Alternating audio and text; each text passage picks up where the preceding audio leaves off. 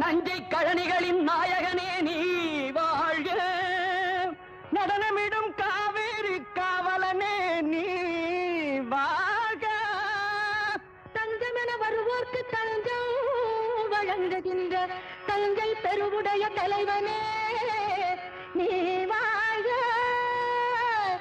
பெஞ்சமரில் வெற்றி கண்டு அஞ்சலிக்கும் மக்களுக்கோர் பின்னுயர் பெரிய கோயில் தந்த வீரராஜராஜ சோழன்